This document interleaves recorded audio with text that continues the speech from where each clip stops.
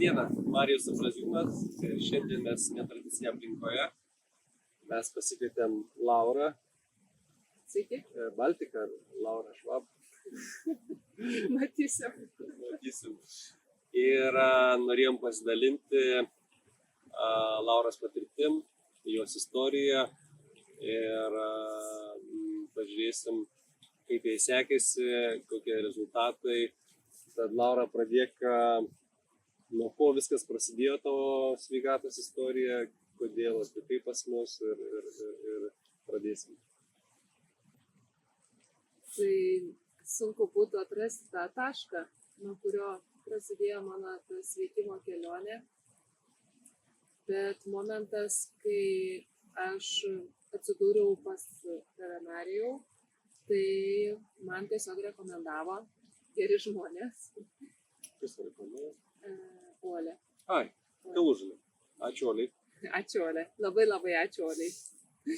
Tai grandinėlė teisės aš taip pat rekomenduoju daugumai žmonių, todėl kad pajutau realius pokyčius, labai padaugėjo energijos.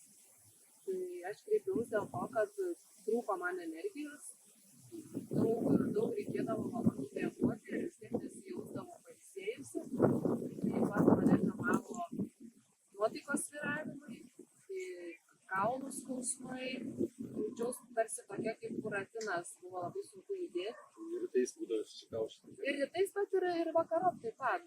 Tai bandžiau daryti jogos pratimus, bet šiek tiek tam kartu padėdavo. Bet iš tikrųjų tai labai taip vangiai judėjau. Nebuvo proveržio. Nebuvo proveržio, su didelėm pastangom turėdavau atlikti kažkokius veiksmus. Tai būdavo tam tikri momentai, kai pagerėdavo sveikata, tarsi energijos atsirasdavo, kažkoks kaip optimizmas, nežinau, bet labai greitai išsekdavo. Kiek laiko tu taip jogas darai, mankštas darai? Reguliariai aš nedarydavau, tokie labiau būdavo epizodai. Bet aš sveikatos ieškau, jeigu galima sakyti, tai mažiausiai 3 metus. Nes prieš 5 aš rimtai susirgau, tai buvo labai sunku atsistatyti. Tai realiai tau atsistatymas buvo toksai, kurio reikėjo po tos ligos. Galim sakyti, bet jau iki tos ligos aš irgi blogai jaučiaus, tai aš ir tada neturėjau sveikatos, bet vis tiek dar iš inercijos gyvenau tą tokį aktyvų socialinį gyvenimą. Tada liga, tai visai neliko sveikatos, nei jėgų. Organizmas buvo visiškai išsekęs. Ir dar chemijos turėjau. Jo, chemijos turėjau. 6. 6 chemijos turėjau. Ir daugiausia, kas mane palaikė, tai optimizmas. Vidinis optimizmas, jo. O taip, tas tradicinis gydytojas, kai vaikščiodavo, tai tiesiog siuntinėdavo vieni pas kitus. Koridoriais. Jo, tai iš Šiaulių į Vilnių, juk tave Vilnius prižiūri, važiuok į Vilnių, nuvažiuoju į Vilnių, sako, tai mes padarome tam tikrus specialius tyrimus, kurie mums priklauso. Tu važiuok pas savo gydytoją atgal namo ir ten žiūrėti. Tai va taip, ilgą laiką kažkaip galvojau, gydytoja vis sakydavo, tai ko tu nori po tokių ligų, ko tu nori, čia normalu, taip turi būti. Labai mėgsta pasakyti, pažiūrėk į pasą, ten kiek tau metų, kokią ligą prasirgai, tai žinai, ir ko čia iš mūsų nori. Kad realių tokių sprendimų bendrai apimanančių, tai turbūt, kaip sakei, visi nuo savęs įstumė. Tai kažkaip šį pavasarį suvokiau, Facebookas išmetė, kad 4 metai jau praėjo. 4 metai praėjo nuo to gydymo tokio labai intensyvaus jau tikrai. Ir galvoju, tai gali tai būti, kad čia viskas dar po ligos reikia. Kažkas čia ne taip. Tai vat labai aktyviai pavasarį, gal žiemos pabaigoje pradėjau ieškoti naujų kažkokių radikalių, netradicinių būdų savo sveikatai atstatyti. Davė intencijas. Jo. Olė išgirdo, nukreipė tave. Ir aišku, pas mus visas procedūras, kaip tau pirmas įspūdis, kai atėjom, kai visą diagnostiką padarėm, nes irgi nebuvo daug gerų naujienų, ten irgi tas blogai, anas blogai, čia reikia daryti, tą daryti. Nebuvo taip, kad rankas nuleista. Ne, kaip tai buvo labai didelė viltis. Labai didelė motyvacija iš naujo, kadangi, kaip žinau, ir daugelis žmonių mes blaškomės. Tai vieną paklausėjai, pradėjai vieną ten vitaminą papildą, paklausėjai kažką perskaitai, draugiai tam padėjo, seneliai, dar kažkas, nu tai toks didelis blaškymasis buvo, o man kas labai patiko, kad yra aiškus rodikliai, yra jie Prieš ir po. skaičiukais išmatuojami, užrašomi ir labiausiai mane, nežinau, į vėžes gražino tai, kad yra sistema gydymas. Tiesiog planą davė. Tai va, ką mes irgi dažnai šnekam su žmonėm, informacija šiais laikais yra perteklinė. Ką su ją daryti, kokį bandyti naują metodą ar naują papildą ar dar kas nors. Nu, tikrai, jeigu žmogus nesidūręs, tai labai sunku lengva pasimesti iš tikrųjų. O kad kažkas paimtų, susistemintų, algoritmą parašytų, gydymo planą padarytų ir viskas. Ir čia pirmas savaitės toksai dalykas, antras savaitės regeneracija, detoks ir taip toliau. Tai daug kam trūksta ir mes stengiamės šitą spragą užpildyti. Ir yra, aišku, tokie atvejai, kur tiesiog kai kuriuos žmonės reikia paimti už rankos, čia ypač su vaikais, su paaugliais, yra, kad tiesiog turi juos dar ir motyvuoti, kad dirbtų su savim, taikytų disciplininės, rutininės tas visas metodikas, nes taip, jeigu prabėgom mes viską darom, tai ir tie rezultatai tokie prabėgom. Tai dabar mūsų pradžia buvo pavasarį, dabar aš Gegužės 2 dieną. Gegužės 2. Dabar mes šią dieną turim rugpjūtis ant nosies. Mes čia visai neseniai pasižiūrėjom tuos galutinius rezultatus, jau ten žymiai geresni rodikliai. Ir kaip tau ta pradžia, tie visi detoksai, sunku, nesunku? Tai aš jau buvau darius detoksą pavasarį. Tai tiesiog rimtai žiūrėjau, rimtai nusiteikus. Daugybę kartų gyvenime esu visokių dietų laikiusis ir visokių procesų pradėjus ir nepabaigus. Tai pagalvojau, kad šį kartą, jeigu norėčiau tikrai gerų rezultatų, iš tikrųjų esu labai rimtai nusiteikus, tai tikrai nebuvo sudėtinga laikytis. Kitas dalykas, mes pastoviai stengiamės, kad atvyktum į procedūras. Kai vyks procedūros, iš karto klausimėlių. Kaip sekėsi, ką darai, ko nedarai, kas pavyko, kas nepavyko, tai yra atsakomybė ir prieš save, ir prieš kitus. Tai ko čia vaikštai, jeigu nedarai. Tas labai padėjo irgi toks dažnesnis apsilankymas. Visada, kuo pas mus ateina, vienas dalykas, tai pačios procedūros duoda daug, tai mes vadinam užturbina tokių impulsą organizmui.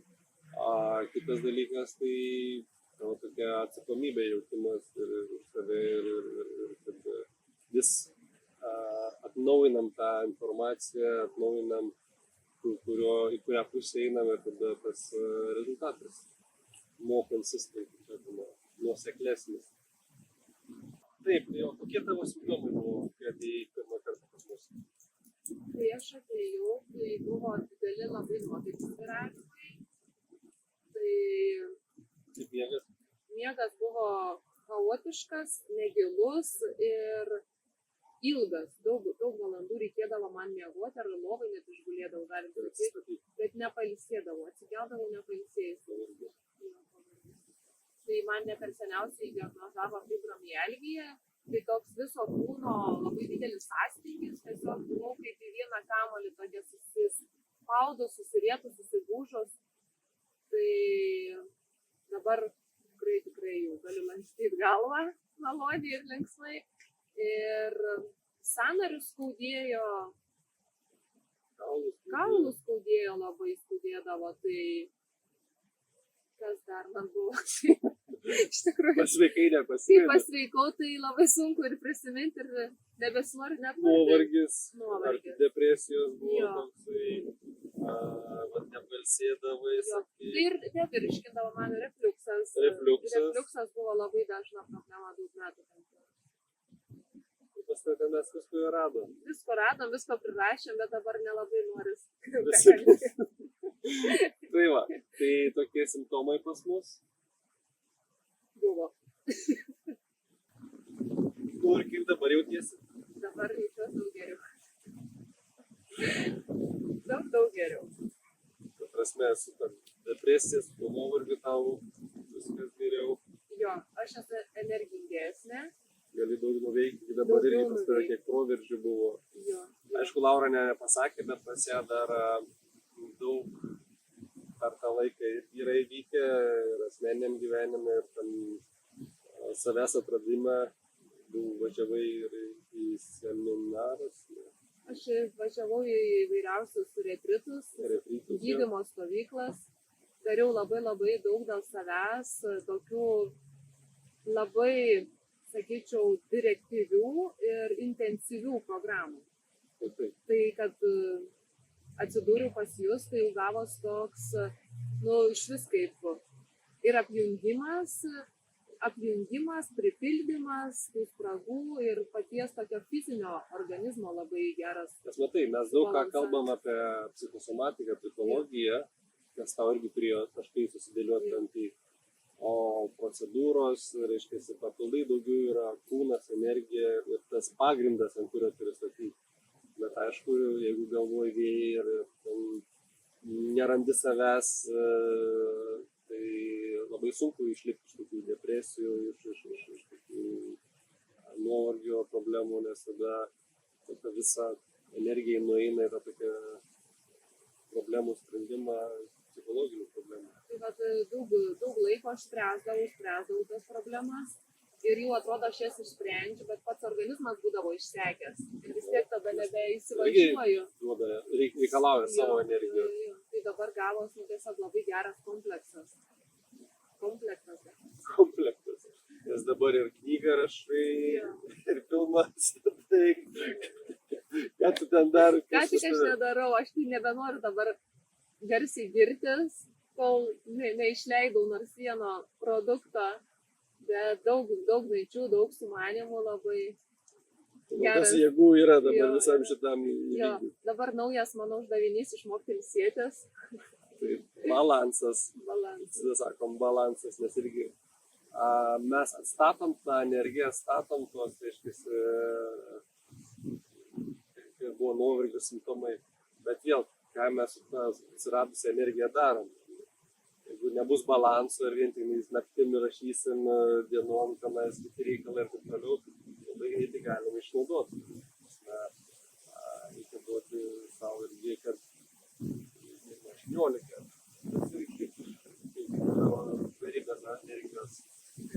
O šiaip tai smagu girdėti, kad tiek daug yra planų, tiek daug darbų ir kad pilnai atsigavus ir mes kaip tik esame tokio simboliniai vietoj, tu paminėjai dar pakartot tą istoriją. Jo, tai mes esam Frenkelio rūmuose, tai prieš 4 metus, tai turbūt prieš visus 5 metus, čia vyko mano draugės vestuvės, labai geros draugės, ir mes su šeima fotografavomės visi kartu ant šitų nuostabių laiptų ir aš buvau dar be plaukų, visai be plaukučių. Ir buvau tikrai labai prastos sveikatos, vien tik ta gera nuotaika padėjo atlaikyti šitą visą dieną, krūvį, kad ir džiaugsmą. O dabar po 5 metų aš čia sėdžiu. Besišypsanti, laiminga, patenkinta. Pilna planų, energinga ir dėkinga, labai dėkinga. Dėkinga jums, nežinau, visatai, visiems, daktaram, draugam, tėvam. Smagu girdėti šitos dėkingumo žodžius ir tikėkime, kad irgi žmonės, kurie ieško sveikatos, ieško kaip išlipti iš tų problemų ir ligų, kad irgi, kaip ir tu, imsis, ryšis, susiras sistemą, sieks ir pasieks iš tų dalykų. Tai aš tik tai linkiu, kad nelaukti 5 metų. Ir nelaukti, kol bus blogiausia, nelaukti dugno kažko. Kaip mane tai privertė, galima sakyti, jau gyvenimas. Tai tiesiog, kad galim pradėti šiandien. Ačiū tada Laurai už pasidalinimą. Ačiū tokia gražiai aplinkai. Gal šiek tiek biškį vėjo buvo, bet tikimės garsas visai gerai gausis. Ir tada tokie mūsų pasidalimai šiandieną. Iki kitų kartų.